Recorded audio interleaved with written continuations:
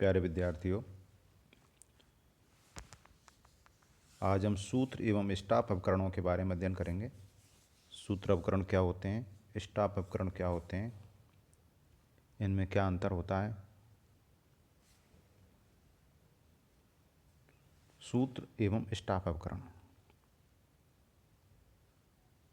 मुख्य कार्यपालिका को उसके कार्यों और दायित्वों को पूरा करने के लिए परामर्श और सहायता की आवश्यकता होती है।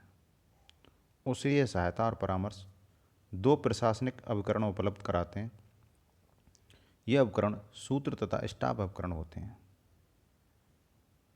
जैसे सरकार के तीन हिस्से होते हैं, तीन भाग होते हैं सरकार के: कार्यपालिका, व्यवस्थापिका और न्यायपालिका। तो कार्यपालिका का जो शीर्ष स्तर है,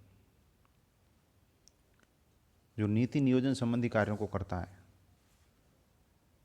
उसको परामर्श पहुंचाने के लिए, सहायता पहुंचाने के लिए, या उसने जो योजना बनाई है उन योजनाओं और दायित्वों को पूरा करने के लिए जिन उपकरणों की आवश्यकता होती है वो दो प्रकार के होते हैं, एक सूत्र, दूसरे स्टाफ। सूत्र उपकरण वे उपकरण हैं जो किसी विभाग के प्राथमिक कार्यों को संपन्न करते हैं, और स्टाफ उपकरण वे उपकरण हैं जो विभाग के गृह प्रबंध संबंधी कार्यों को संपन्न करते हैं या फिर द्वितीयक प्रकार के कार्यों को संपन्न करते हैं। सूत्र एवं स्टाफ दोनों ही शब्दों को सैन्य प्रशासन से लिया गया है। सूत्र उपकरण किसी भी संगठन के प्राथमिक कार्यों को करने के लिए सूत्र उपकरण होते हैं। लेपावस्की के अनुसार सूत्र संगठन में सत्ता एवं उत्तरदायित्व की रेखाएं ऊपर से नीचे तक फैली होती हैं, जो मुख्य कार्यपालिका की आज्ञाओं को कार्य रूप में परिणत करते हैं। सूत्र उपकरण सरकार के प्राथमिक उद्देश्यों को पूरा करते हैं, जनता से सीधा संपर्क करते हैं, जनता को सेवाएं उपलब्ध कराते हैं, जनता के आचरण को निर्धारित करते हैं, विधायिका द्वारा निर्धारित योजनाओं और कार्यक्रमों को पूरा करते हैं, कर वसूलते हैं। अभी प्राथमिक कार्य या प्राथमिक क्रियाएं कौन सी होती हैं, तो बिलोबी ने कहा है प्राथमिक क्रियाएं वे होती हैं जिनको उस प्रमुख लक्ष्य की प्राप्ति के लिए किया जाता है। कौन से लक्ष्य? जिनको प्राप्त करना संगठन का प्रमुख लक्ष्य है या दायित्व है। सूत्र उपकरणों के प्रमुख उदाहरण हैं विभाग, जैसे रक्षा विभाग, शिक्षा विभाग, लोक निगम,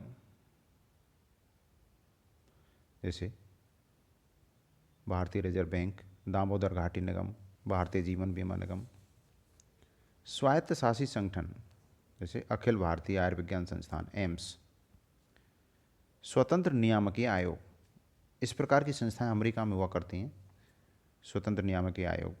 ये सूत्र उपकरणों के प्रमुख उदाहरण हैं। सूत्र और स्टाफ उपकरणों के अलावा एक तीसरे प्रकार के उपकरण भी होते हैं जिन्हें सहायक उपकरण कहते हैं। सहायक उपकरण को बिलोबी ने संस्थात्मक या संस्थापक कार्य कहा है। संस्थागत क्रियाएं इसलिए की जाती हैं ताकि एक सेवा के रूप में बनी रहें तथा कार्य करती रहें।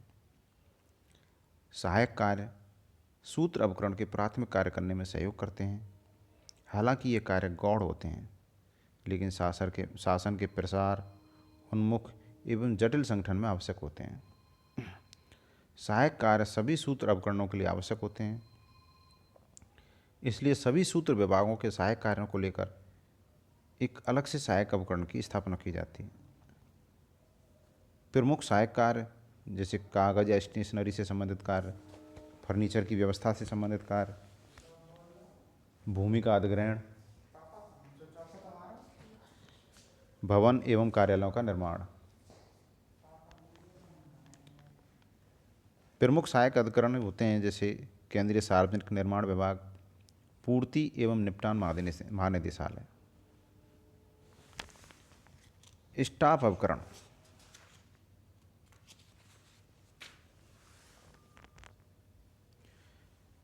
स्टाफ शब्द का अर्थ सहारा देने वाली छड़ी या हाथ का डंडा होता है, जो चलने में सहायक होती है लेकिन स्वयं नहीं चल सकती। मूने ने स्टाफ उपकरण की परिभाषा इस प्रकार दी है: स्टाफ उपकरण मुख्य कार्यपालिका के व्यक्तित्व का विस्तार है, जिसका अर्थ है अधिक आँखें, अधिक कान तथा योजनाओं का निर्माण, और उसके संचालन में उसकी सहायता करने वाले अधिक हाथों से है। एल.डी. वाइट ने कहा है, स्टाफ उपकरण उच्च श्रेणी के पदाधिकारियों को परामर्श देने वाला एक उपकरण होता है जिसकी कोई क्रियात्मक जिम्मेदारी नहीं होती। हेनरी फेयोल, स्टाफ उपकरण एक सत्ता है, यह प्रबंध के व्यक्तित्व का विस्तार है जिससे उसे अपने कर्तव्य को पूरा करने में सहायता मिलती है। एक ब्रिटिश सैनिक कहावत के अनुसार स्टाफ सेवाएं वे खच्चर हैं जो युद्ध लड़ने वाले खच्चरों के लिए सामग्री ढोते हैं। इन परिभाषाओं के आधार पर यह निष्कर्ष निकलता है कि स्टाफ उपकरण का कार्य परामर्श देना और सहायता उपलब्ध कराना है। स्टाफ योजना तैयार करने में सहायता उपलब्ध कराते हैं, कार्यपालिका से प्राप्त निर्देशों में सुधार करते हैं तथा अधीनस्थ कर्मचारियों के कार्यों में समन्वय स्थापित करते हैं। स्टाफ का मुख्य संबंध अनुसंधान करने, तथ्यों का संग्रह करने, योजना बनाने में सूत्र अधिकारियों को सलाह प्रदान करने से है। स्टाफ के द्वारा आदेश जारी नहीं होते, स्टाफ हमेशा पृष्ठभूमि में रहकर कार्य करते हैं। स्टाफ उपकरण की विशेषताएं।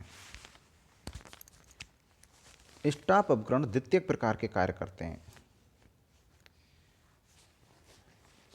स्टाफ उपकरण की भूमिका एक छड़ी के समान होती है, वह स्वयं नहीं चलती बल्कि चलने में दूसरों की मदद करती है। स्टाफ उपकरण निर्णय लेने और आदेश निर्देश देने के अधिकार नहीं रखते और ये जनता के प्रत्यक्ष संपर्क में नहीं आते, सीधे संपर्क में, ये प्रत्यक्ष संपर्क में नहीं आते। स्टाफ उपकरण इनके पास कार्यकारी दायित्व नहीं होते, यानी कार्य संपादन इनका कार्य नहीं है। इनका कार्य सिर्फ कार्य की योजना के दौरान सलाह और परामर्श प्रदान करना होता है।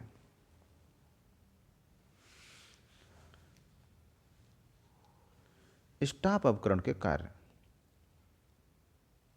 स्टाफ उपकरण मूने के अनुसार निम्न प्रकार के कार्य संपादित करते हैं। मूने ने 3 प्रकार के कार्य बताए हैं जिनको स्टाफ उपकरण संपादित करते हैं: सूचनात्मक कार्य, परामर्शकारी कार्य और पर्यवेक्षणात्मक कार्य। सूचनात्मक कार्यों में सूत्र उपकरणों को सूचनाएं प्रदान करना जिससे सूत्र उपकरण अपने प्राथमिक कार्यों को आसानी से संपन्न कर सकें। परामर्शकारी कार्यों में सूत्र उपकरण के प्रत्येक कार्य में राय देना, सलाह देना,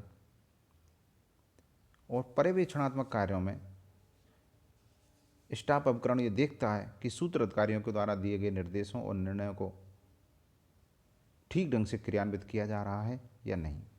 यदि कहीं कोई समस्या है तो उसे हल करना स्टाफ उपकरण का ही कार्य होता है। स्टाफ उपकरण के प्रकार। पिफनर और प्रेस्थस ने, ये 2 विद्वान हुए हैं, इन्होंने स्टाफ उपकरण के 3 प्रकार बतलाए हैं। सामान्य स्टाफ।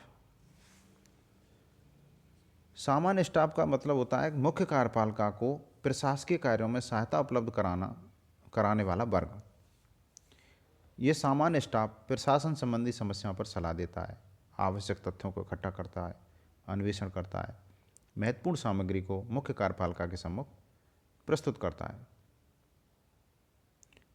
सामान्य स्टाफ मुख्य कार्यकारी अधिकारियों को परामर्श, सूचना संग्रह, शोध और ऊपर की ओर भेजी जाने वाली सामग्री में से अनावश्यक सामग्री की छटाई करके प्रशासनिक कार्यों में सहायता पहुंचाता है।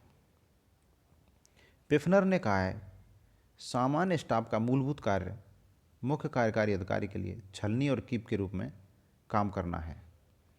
कीप की तरह मुख्य कार्यकारी अधिकारी के पास भेजी जाने वाली समस्त सामग्री इनके पास आती है और उनमें से जो सामग्री मुख्य कार्यपालिका के लिए आवश्यक होती है उसको छलनी की भांति छानकर महत्वपूर्ण सामग्री को मुख्य कार्यपालिका के पास भेज दिया जाता है और शेष कम महत्वपूर्ण सामग्री अपने पास रख ली जाती है। सामान्य स्टाफ प्रकार की जो इकाइयाँ हैं, जैसे अमेरिका में व्हाइट हाउस का जो कार्यालय है, ब्यूरो ऑफ द बजट, ये भी अमेरिका में होता है। ब्रिटेन में ट्रेजरी अर्थात राजकोष, और भारत में वित्त मंत्रालय, मंत्रिमंडल सचिवालय, प्रधानमंत्री सचिवालय, ये सामान्य स्टाफ प्रकार के उपकरण हैं। तकनीकी स्टाफ, तकनीकी स्टाफ में जो कार्मिक कार्यरत होते हैं उन्हें विशिष्ट तकनीकी ज्ञान प्राप्त होता है। ये तकनीकी विषय पर मुख्य कार्यपालिका को सहायता एवं मंत्रणा प्रदान करते हैं। मुख्य कार्यपालिका को प्रशासन में प्रतिदिन तकनीकी मामलों को निपटाना पड़ता है। उसे सामान्य बातों का तो ज्ञान होता है लेकिन तकनीकी विषयों का ज्ञान नहीं होता, इसलिए तकनीकी विषयों पर सहायता और परामर्श देने के लिए तकनीकी स्टाफ की आवश्यकता होती है। सहायक स्टाफ, सहायक उपकरण कुछ सहायक सेवाओं का संचालन करते हैं और इन सहायक सेवाओं को संचालित करने वाले कार्मिक सहायक स्टाफ कहलाते हैं।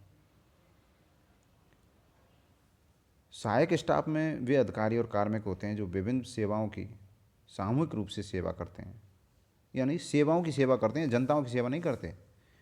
जो प्राथमिक दायित्व हैं, सूत्र उपकरण द्वारा जो प्राथमिक दायित्व पूरे किए जाते हैं, उन प्राथमिक दायित्वों को सरल और सहज बनाना, जिससे कि सूत्र उपकरण उनको आसानी से पूरा कर सकें, उस कार्य में सहायक उपकरण अपनी भूमिका निभाते हैं।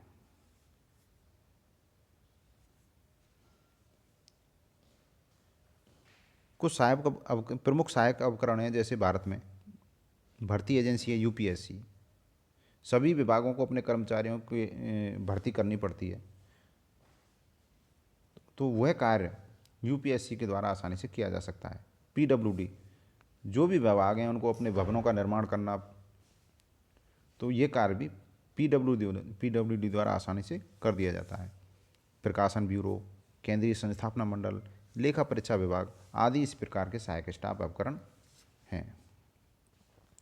सूत्र एवं स्टाफ उपकरण में अंतर।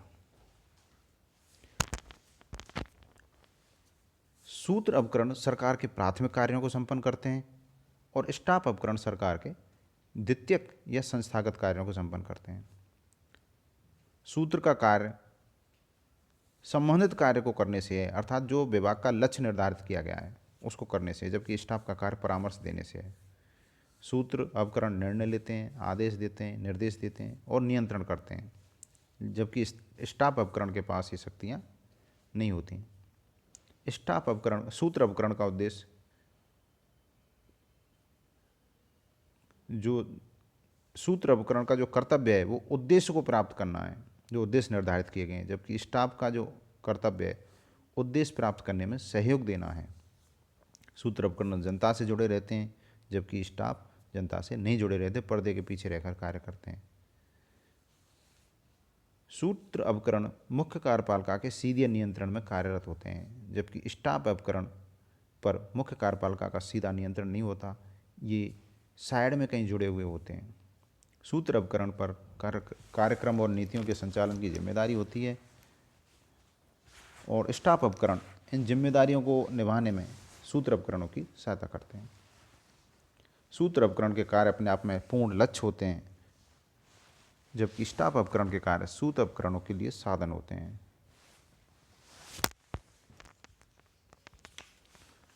भारत में प्रमुख स्टाफ उपकरण, जैसे मंत्रिमंडल सचिवालय। भारत में मंत्रिमंडल सचिवालय की स्थापना अगस्त 1947 में गवर्नर जनरल की कार्यकारिणी परिषद के स्थान पर की गई थी। यह स्टाफ मंत्रणा के दायित्वों का और कार्यों का संपादन करता है। ये मंत्रिमंडल की तथा मंत्रिमंडल की लगभग जो स्थायी समिति हैं उनके कार्यों की देखभाल करता है। बैठकों संबंधी सचिवालय के आवश्यक कार्यों को संपन्न करता है। बैठकों के लिए कार्यवली या एजेंडा तैयार करना, मंत्रिमंडल में होने वाली बहसों, उनमें लिए गए निर्णयों का विवरण रखना, मंत्रिमंडल के विचारार्थ मामलों से संबंधित स्मृति पत्र तैयार करना, प्रत्येक मंत्रालय को निर्णय भेजना, विभिन्न विशिष्ट विषयों पर मासिक विवरण तैयार करना, उन्हें मंत्रिमंडल के समक्ष प्रस्तुत करना आदि विषय मंत्रिमंडल सचिवालय के अंतर्गत आते हैं। प्रधानमंत्री कार्यालय। प्रधानमंत्री कार्यालय की स्थापना 15 अगस्त 1947 को की गई थी। प्रधानमंत्री सचिवालय उन कार्यों को संपन्न करता है जिन्हें 15 अगस्त 1947 से पहले गवर्नर जनरल के सचिव द्वारा किया जाता था।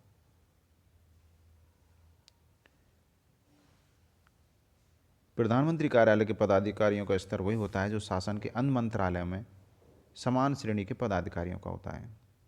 यह कार्यालय प्रधानमंत्री को उसकी सार्वजनिक सेवाओं में, शासन के प्रधान के रूप में किए गए कार्यों में, शासन की सामान्य संरचना और निर्धारित कार्य पद्धति के अधीन सहायता प्रदान करता है। मंत्रिमंडलीय समितियां सरकार के विभिन्न विभागों में प्रशासन में प्रभावपूर्ण समन्वय और शीघ्र निर्णय लेने में ये समितियां सहयोग देती हैं। ये समितियां मंत्रिमंडल के कार्यभार को कम करती हैं। समितियों के समक्ष जो मुद्दे प्रस्तुत किए जाते हैं उनकी आवश्यक जांच और खोजबीन तथा प्रशासन और नीति के महत्वपूर्ण मामलों के बारे में ये समितियां मंत्रिमंडल को सहायता देती हैं। सामान्यतः मंत्रिमंडल में दो प्रकार की समितियां होती हैं, स्थायी और अस्थायी।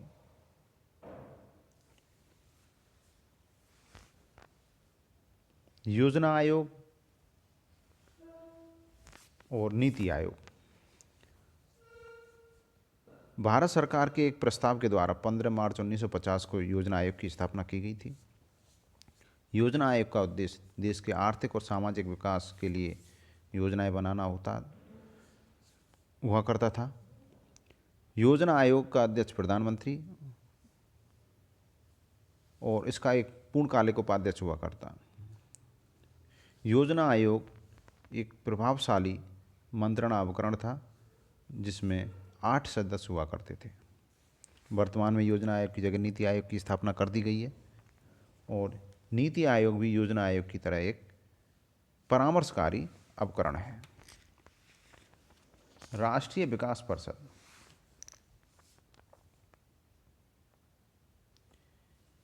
प्रथम पंचवर्षीय योजना की अनुशंसा पर भारत सरकार के कार्यकारी प्रस्ताव के द्वारा अगस्त 1952 में राष्ट्रीय विकास परिषद की स्थापना की गई। यह योजना आयोग द्वारा तैयार की गई केंद्रीय और राज्य सरकारों से संबंध रखने वाली योजनाओं पर विचार करती है। राष्ट्रीय विकास परिषद का अध्यक्ष प्रधानमंत्री होता है। सरकारी आयोग ने ऐसी अनुशंसा की थी कि अनुच्छेद 263 के तहत राष्ट्रीय विकास परिषद को संवैधानिक दर्जा दिया जाए। राष्ट्रीय विकास परिषद भी परामर्शकारी कार्य करती है। संघ लोक सेवा आयोग। संविधान के अनुच्छेद 315 के तहत संघ लोक सेवा आयोग की स्थापना की गई है और संघ लोक सेवा आयोग केंद्र की सरकार की सेवाओं में नियुक्ति के लिए परीक्षाओं का आयोजन करता है। केंद्र की सरकार के कर्मचारियों की भर्ती नियुक्ति के संबंध में राष्ट्रपति को परामर्श देता है। केंद्रीय जांच ब्यूरो। केंद्रीय जांच ब्यूरो भारत की एक गुप्तचर संस्था है जो प्रधानमंत्री के अधीन कार्य करती है। यह सार्वजनिक मामलों में गड़बड़ी की गुप्त रूप से छानबीन एवं जांच करती है। राष्ट्रहित और भ्रष्टाचार के मामलों में यह ब्यूरो सक्रिय भूमिका निर्वाह करता है। संयुक्त राज्य अमेरिका में स्टाफ उपकरण। व्हाइट हाउस कार्यालय। व्हाइट हाउस कार्यालय की परिधि में राष्ट्रपति पद का संपूर्ण क्षेत्र आ जाता है। राष्ट्रपति कार्यालय राष्ट्रपति के दैनिक कार्यों के संपादन में सहायता करता है। बजट एवं प्रबंध कार्यालय। पहले इसका नाम ब्यूरो ऑफ बजट था और 1921 में इसकी स्थापना की गई थी। इस कार्यालय के प्रमुख कार्य वार्षिक बजट तैयार करना और उसके निष्पादन में राष्ट्रपति को सहायता प्रदान करना होता है। राष्ट्रीय सुरक्षा परिषद। 1947 के राष्ट्रीय सुरक्षा अधिनियम के द्वारा राष्ट्रीय सुरक्षा परिषद की स्थापना की गई थी और यह परिषद राष्ट्रपति को राष्ट्रीय सुरक्षा से संबंधित मामलों में सहायता एवं परामर्श प्रदान करती है। मिलिट्री डिफेंस ऑफिस यानी कि रक्षा सैन्य सज्जा कार्यालय। राष्ट्रीय सुरक्षा से संबंधित मामलों में यह कार्यालय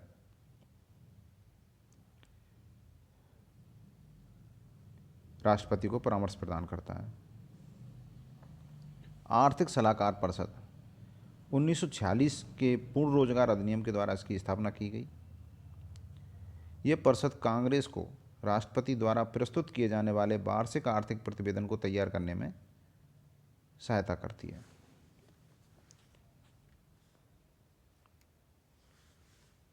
प्रशासनिक परिषद, यह परिषद निजी अधिकारों को प्रभावित करने वाली प्रशासनिक कार्यवाहियों में विलंब, अकार्यकुशलता और अनौचित्य की जांच करती है। ब्रिटेन में स्टाफ उपकरण, मंत्रिमंडल सचिवालय। ब्रिटेन में मंत्रिमंडल सचिवालय की स्थापना 1916 में प्रथम विश्व युद्ध के कारण उत्पन्न कार्यभार के फलस्वरूप की गई थी। वर्तमान में मंत्रिमंडल सचिवालय शासन का एक अपरिहार्य अंग है। मंत्रिमंडल सचिवालय मंत्रिमंडल की सहायता करता है और मंत्रिमंडल की समितियों की भी सहायता करता है। राजकोष विभाग,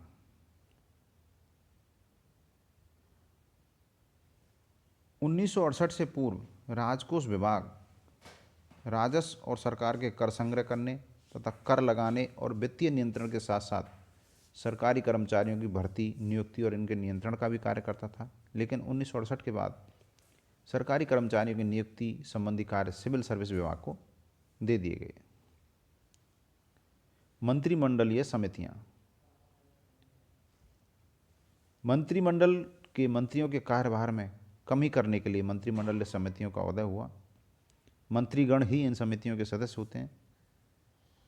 इन समितियों में कुछ गैर मंत्रिमंडलीय मंत्री, लोक सेवा के सदस्य और विभिन्न विभागों के संबंधित विभागाध्यक्ष भी सदस्य के रूप में सम्मिलित होते हैं और ये समितियां सरकार को नीतियों के निर्माण में सहायता करती है।